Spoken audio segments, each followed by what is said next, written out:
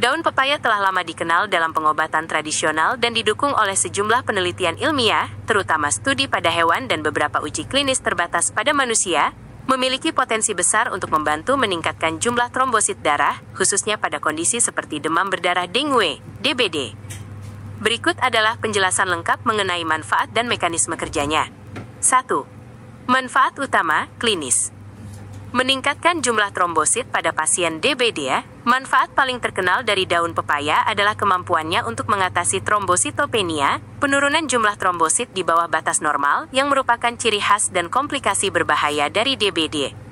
Beberapa uji klinis menunjukkan bahwa ekstrak daun pepaya dapat mempercepat peningkatan kadar trombosit pada pasien DBD secara signifikan.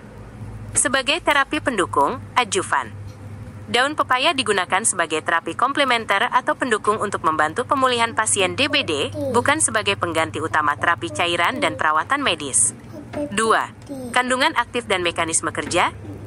Efek peningkatan trombosit ini diduga kuat berasal dari beberapa senyawa bioaktif yang terkandung tinggi dalam daun pepaya. Senyawa aktif, mekanisme kerja yang diduga, carpain, alkaloid, dianggap sebagai senyawa kunci yang bertanggung jawab atas aktivitas antitrombositopenia.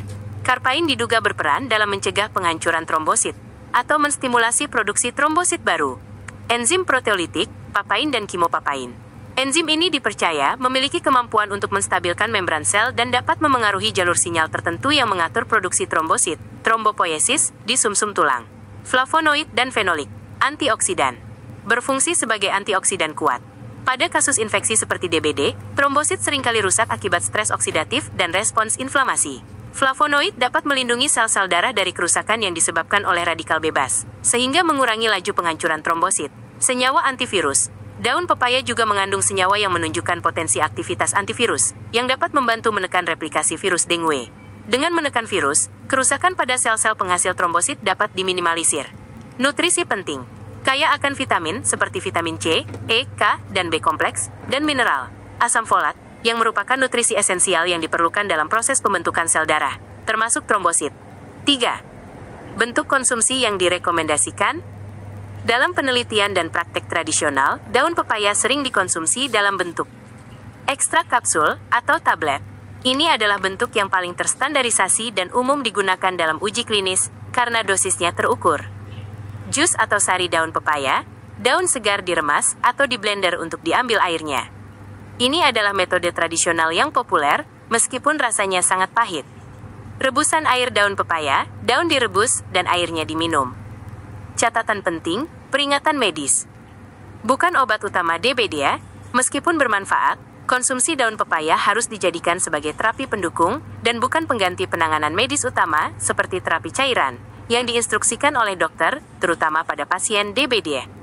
Konsultasi dokter. Jika terjadi penurunan trombosit, Anda harus segera berkonsultasi dengan dokter. Penggunaan daun pepaya sebaiknya dilakukan di bawah pengawasan medis. Efek samping.